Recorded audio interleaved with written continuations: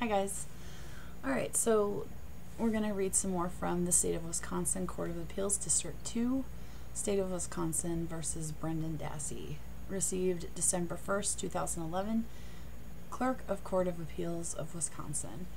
And again, I'm going to say how this has not been resolved by now, I don't know. 2011, that's 5 years.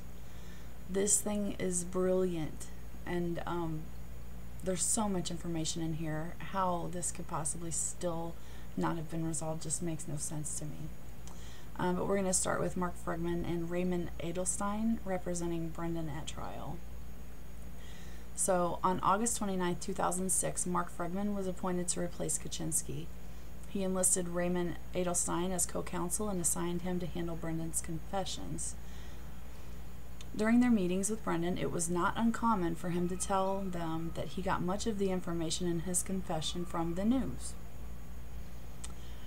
As one of their first facts, Fregman and Edelstein also filed a motion to reopen the suppression hearing on the basis of ineffective assistance of counsel. That motion was denied on December 15, 2006. Why? In October 2006, Fregman and Edelstein retained forensic psychologist Dr. Robert Gordon to testify about Brendan's suggestibility and the interrogation tactics that police had used on him. On April 5, 2007, however, the trial court barred Dr. Gordon from testifying on police interrogation tactics, just 2 weeks before trial was to begin, because Dr. Gordon admitted during pretrial deposition that he was not an expert regarding police interrogations. That would be Dr. Richard Leo. At about the same time, Fregman learned that the state had retained Mr. Joseph Buckley, head of the firm that markets the commonly used Reed interrogation technique, as its own interrogations tactic expert.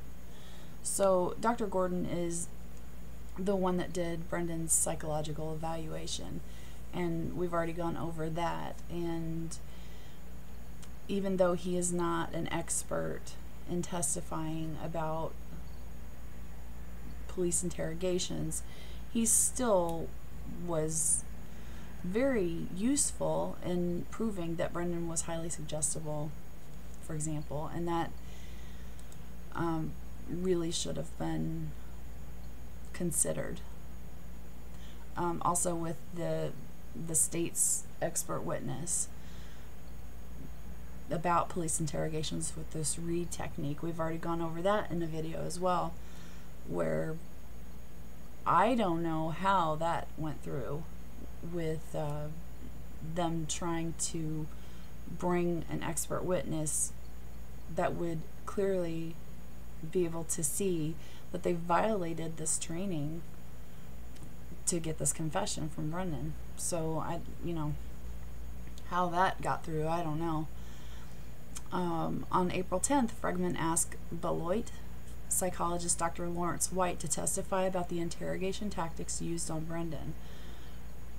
Fregman had known about Dr. White since January 17th, 2007, when Stephen Avery's attorney Jerome Buting informed him that he had retained Dr. White to analyze Brendan's statements. As Buting had told Fregman, Dr. White found many instances of pressure by the interrogators, leading questions, repeated questions, which often led to changed answers, questions which leak information and suggest certain responses, and other interrogation techniques that increase the likelihood of false or unreliable statements.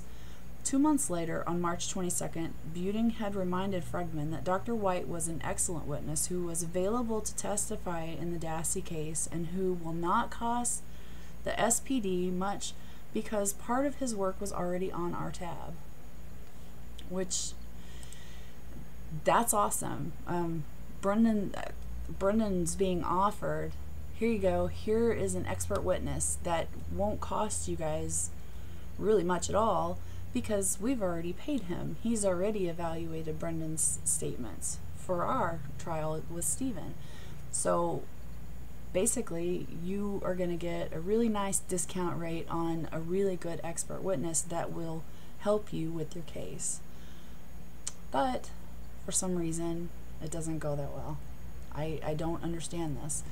Yet again, on April 6th, just a day after Dr. Gordon's testimony was limited by the trial court, Buting emailed Fregman to reiterate that Dr. White was prepared, available, and willing to testify about interrogation tactics in the Dassey case. After Fregman finally contacted Dr. White, he agreed to testify on Brendan's behalf because Brendan deserves to have an expert. He also recommended Dr. Leo as an alternative. As soon as Dr. White agreed to testify, however, Fregman never contacted him again and proceeded to trial with no interrogation expert at all. Why? Why would you do that? You've got this guy who's willing to do it for you. He said he would do it. He's already prepared.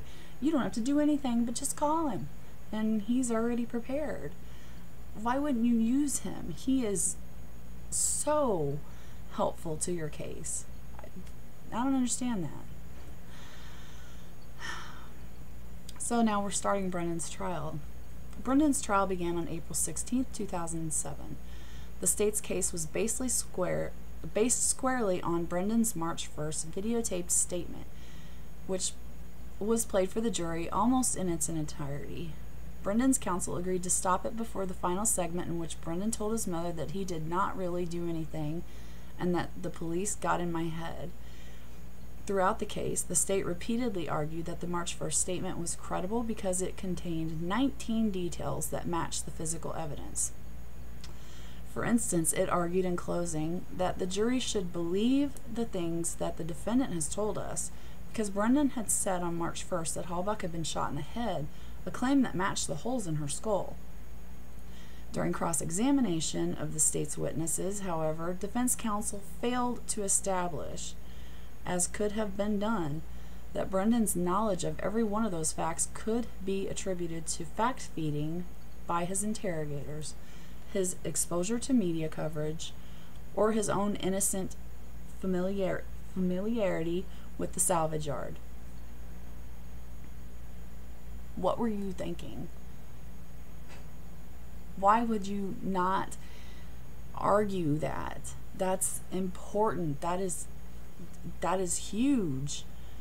You should have brought on that expert witness so that he could say that for you if you couldn't say it. He could have easily said that those facts, those 19 facts that the state's claiming that Brendan knew, that proved that he was involved, were all fed to him. Every one of them. All of them. They were all fed to him, or he had knowledge of them because of the media coverage, or because he lived on the property.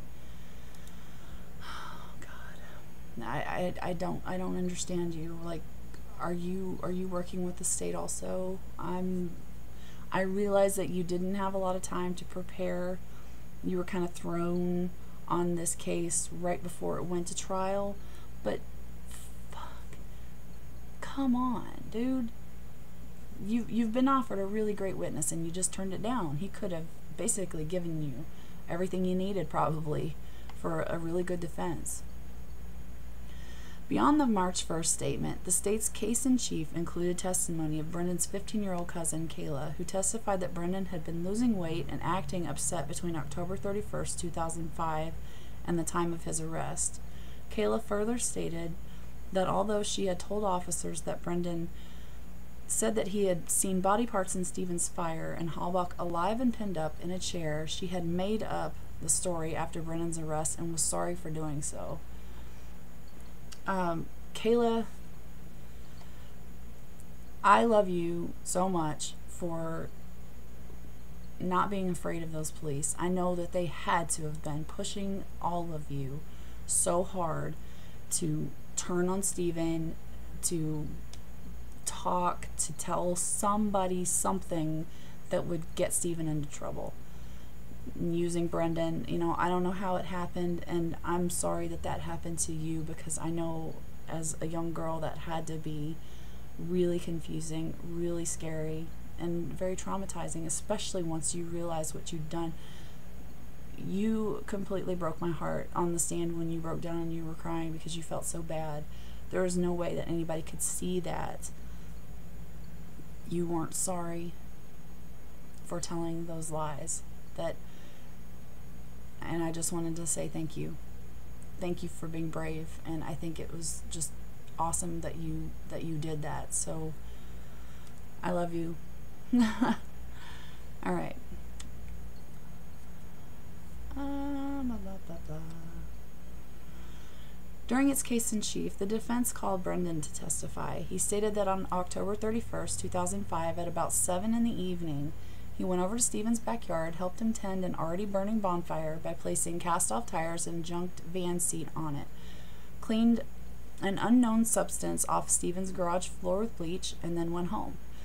Although at times Brendan struggled to articulate himself, he stated plainly that he never saw Halbach or her body during the entire evening. He testified repeatedly that his confession was made up and didn't really happen, and that he didn't really do it. When asked about his interrogations, he explained that he understood the officers to have promised him that I won't go away for life. He also stated that when the officers told him that what happened wasn't his fault, he understood them to mean that no matter what, he said, I wouldn't be taken away from my family and put in jail.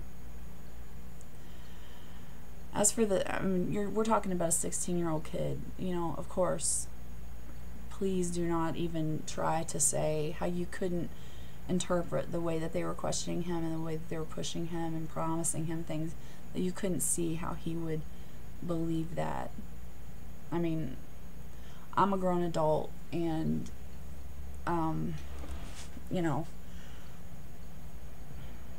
after hearing it several times over several hours over the course of a couple of days, yeah, I'm sure eventually that's gonna wear on you, and you're gonna maybe believe it.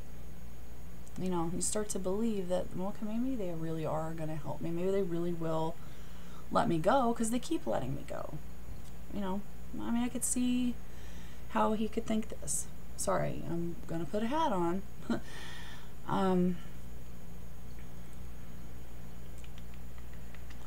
As for the details of his confession, Brendan testified that he patterned some of them after the best-selling crime novel Kiss the Girls, which describes a rape in which the victim is restrained with handcuffs and in which the rapist takes locks of hair from his victims as souvenirs.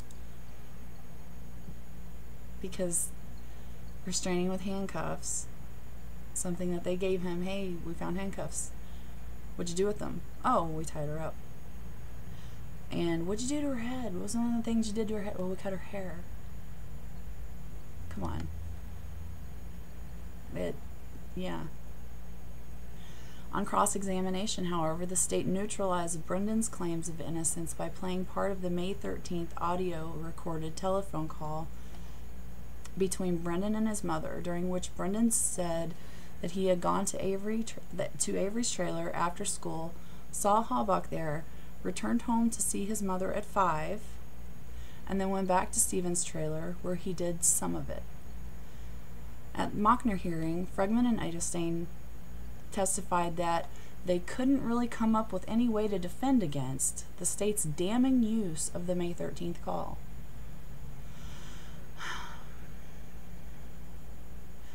How about the fact that Len Kaczynski set this up, Michael Kelly supplied help for Wiegert and Fassbender to question Brendan on May 13th, the fact that they wanted to get Barb off their back so that she would cooperate with them and stop being mama bear all rawr in their face.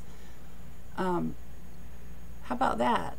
The fact that they pushed him to call her, which, since they brought up the May 13th recording, you should have backed that up to say this happened because this happened, because it did. You can see that very clearly. He tells that right at the beginning of the recording, that they don't believe me. They told me that I should tell you blah blah blah. So yeah, there's a pretty easy defense there. I don't know what you were thinking, but you had longer to look into this whole thing than I have, and I could easily see that. So, you know, I'm sorry. I don't know what you were thinking with your defense there. The defense also called Dr. Robert Gordon to testify that Brendan had received a high score on the psychological test known as the Good-Johnson Suggestibility Scale. A high score means he's highly suggestible. On cross-examination, however, the state again played the same segment of the May 13th telephone call to imply that Brendan had confessed a second time in the absence of any suggestion or pressure. Defense, did you really just let that go? Did you just let that slide on by without any objection or saying horse shit? I can tell you why that happened. That happened because they told him to do it. So even though they weren't right there in his face telling him to do it, they had just told him, you need to call her tonight. You need to tell her this stuff before we tell her tomorrow. So what did he do? As soon as he got back to his cell, whatever, he called her. And he did what they said. So yeah, even though they weren't physically in his face, they had already pressured him and told him to do it. So how can you not put that together? I mean, that's obvious from watching that interrogation, listening to the phone call, why that happened. So there's your defense. Finally, the defense called alibi witness Mike Cornely, who was the supervisor of Brendan's next oldest brother, Blaine. Cornely testified that on October 31st, 2005, he called the Dassey residence sometime between 5:30 and 6 looking for Blaine, and Brendan answered the phone. Brendan told Cornely that Blaine was out trick-or-treating and could not come to the phone. Okay, so he testifies between 5:30 and 6 that he called. Brendan's mom said, you were home at 5 when I was there. I think she leaves about 5:30. So if Brendan's there at 5 and Brendan is there sometime between 5:30 and 6 to get this call, when was he over at Stevens? When was he there? After? Okay. Closing arguments in Brendan's case were presented on April 25th, 2007, emphasizing that Brendan knew 19 correct details about the crime. The state argued that false confessions simply do not happen. Really? People who are innocent don't confess. The defendant confessed because he was guilty, because he did it. An innocent person is not going to admit to this. Are you like smoking some crack? 'Cause really?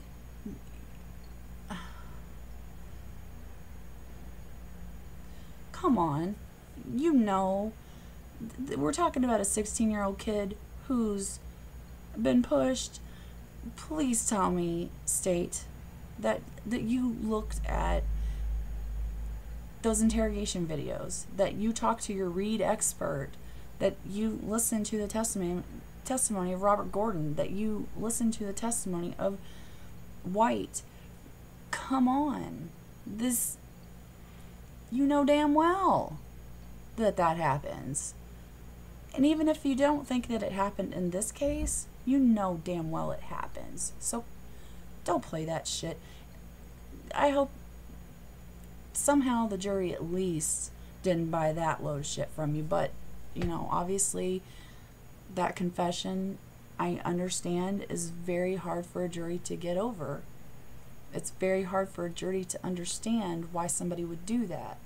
And they really, the defense really needs to put on a strong defense to show why that happens. Especially when someone is not equipped to handle that kind of interrogation. You know, come on, give him a better defense than that. The state also offered new timeline of the crime that accommodated Cornely's alibi testimony. Of course they did. Of course they'd change it a little bit. Brendan must have gone over to Stephen Avery's trailer between 4 and 4:30. which would have brought him back home within an hour to 30 minutes, 30 minutes to an hour, so that he's home by 5 when Barb gets there. Because that makes sense, because it doesn't take that long to kill somebody, I guess, or rape them, or, you know, cut their hair, cut their throat, stab them. On October 31st, the state argued where he saw Halbach imprisoned. He then went back home in time to answer Connolly's telephone call at 5:30 to 6 p.m., after which he returned to Stephen's trailer to participate in Halbach's sexual assault and murdering during the evening hours. Are we forgetting about Jody's calls to Stephen? I can't remember exactly when they were, but I know that she called him twice. Sometime around 5:36, 6:30, something, somewhere like that, and then again around 9 or 9:30 she called him. So it doesn't leave a lot of time for raping, murdering, cutting, burning, shooting, moving, all this stuff, right? Does it? A lot of stuff's going on here. Not a lot of time for all that cleaning up and stuff too that you got to do, because we're talking about some magic bleach that had to be used in order to get all this evidence that they say should be there, because this happened. Brendan raped her. She was tied to the bed. Yeah, really? Why is there no scratch marks on the bedpost? Why is his DNA and Teresa's DNA not on the handcuffs? Why is there no blood anywhere? Why is there no DNA of Teresa's or Brendan's anywhere in the bedroom or the trailer? Why is there none of her hair anywhere in the trailer? No blood, no DNA, no hair, nothing. Nothing to prove. No bodily fluids. There isn't anything to prove that this happened. The only thing that there is Brendan's statement, which cannot be believed. And come on, you gotta know this by now.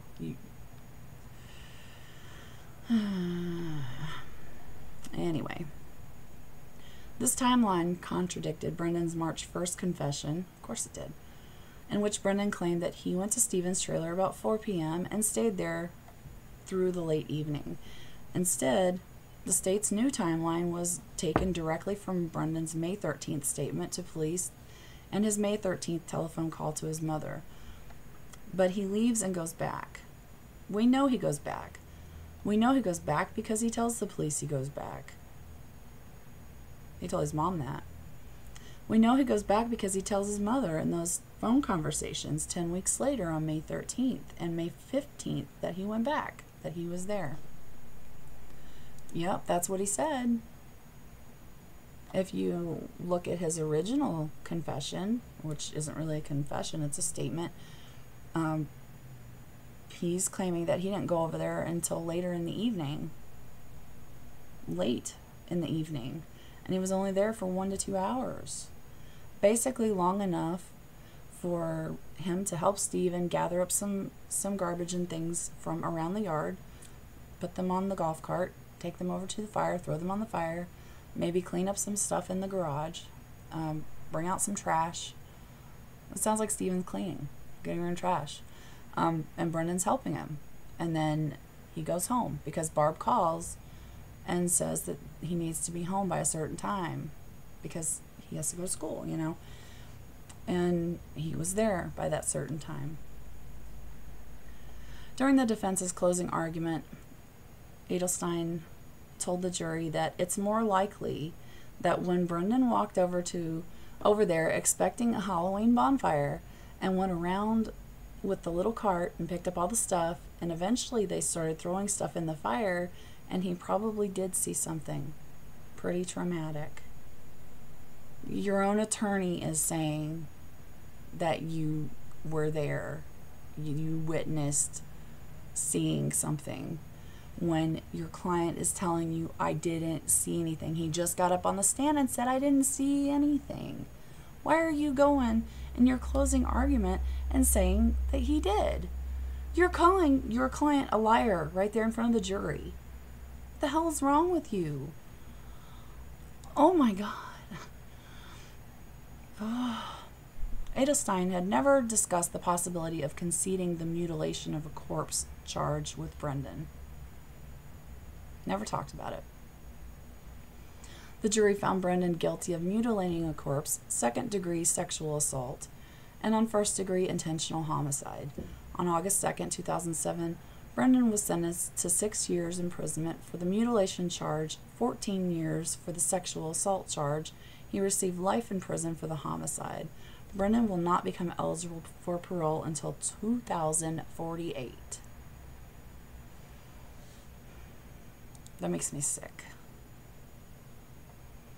A Mockner hearing was held over a 5-day period between January 15th and January 22nd, 2010. At that hearing, police interrogations expert Dr. Richard Leo testified about Brendan's February 27th and March 1st confessions. He explained that police are trained to interrogate suspects using techniques that psychologically manipulate a subject to perceive that it's in their self-interest to make incriminating statements. Remember that? Remember when Brendan was told, even if it's going to make you look a little bad, if you tell us this and it makes you look a little bad, it'll make us believe you more. In accordance with this training, police begin an interrogation by convincing the suspect that it is futile to deny involvement because no one will believe him. Why? Because they're saying that, oh, the DA, the other cops, and blah blah blah, all these people believe that you did something, Brendan. But if you tell us that you did, at least we can go back and tell them that, well, he's cooperating, because nobody believes that you didn't have something to do with this. This is accomplished by refusing to listen to the suspect's denials and, if possible, confronting him with evidence of guilt, whether real or fake. That sounds just like O'Kelly's interrogation, doesn't it? Fake. Fake evidence. That blue ribbon. The blue ribbon. Really?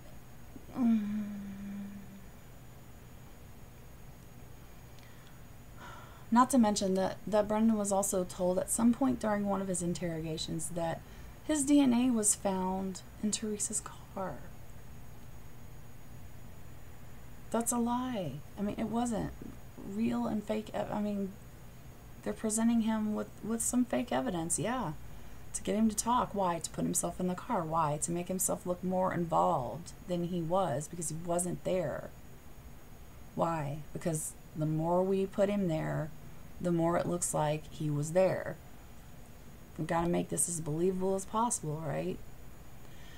After the suspect is reduced to hopelessness, interrogators influence him to see it as in his self-interest to confess, using a variety of inducements. These inducements can include moral or religious appeals, minimization. It's not your fault, Brendan. In which the interrogator implies that the suspect is less culpable because the crime was understandable or justifiable, and promises of leniency. Now, we heard that, didn't we? Absolutely. As a result, the suspect is made to believe that confessing actually offers a way out of his hopeless predicament. Dr. Leo testifies that the psychological techniques are so effective that they can cause even the innocent to confess. He stated that hundreds of confessions have been proven false and many more have been shown to be unreliable.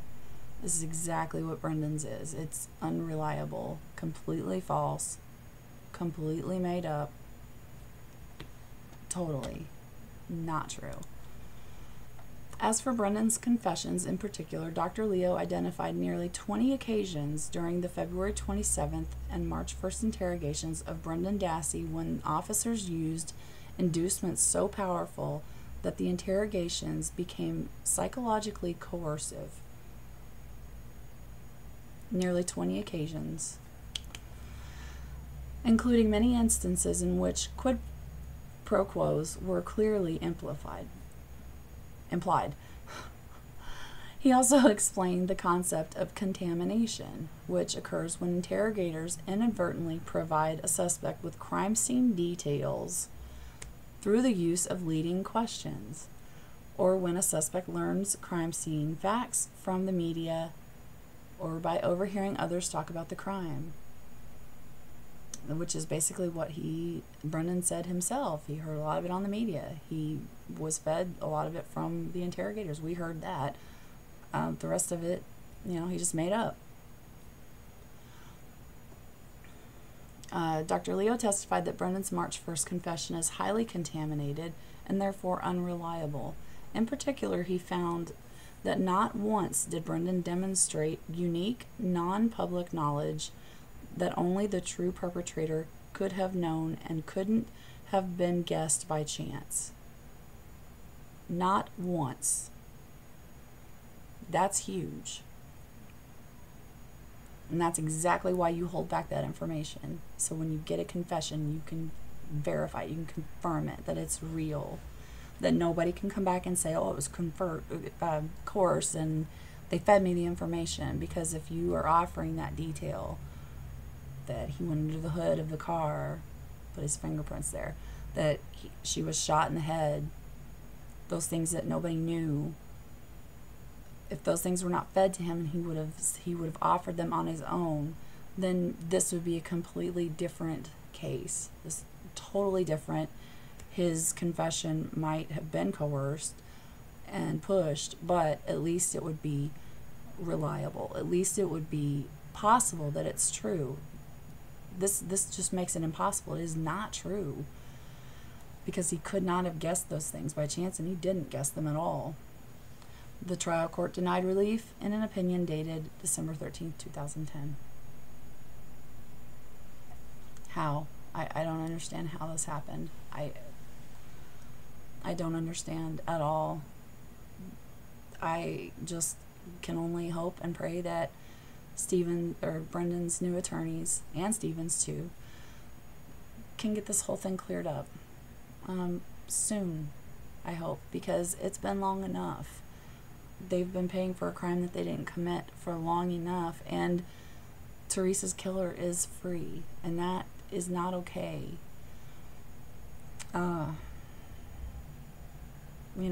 I just really, really encourage anybody who cares about Teresa and thinks that any of this is disrespectful to her to please just look into it yourself. Don't fall into that it's disrespectful to her, because in the end, justice for Teresa will bring justice for Brendan and Stephen, and vice versa. So, so many of us really want that justice for all three of them, and please, whatever anybody can do to help that, let's do it. Let's get them justice, or at least, support them until they finally have it. Thanks for watching. I'm going to link this also in the description below, so thanks for watching.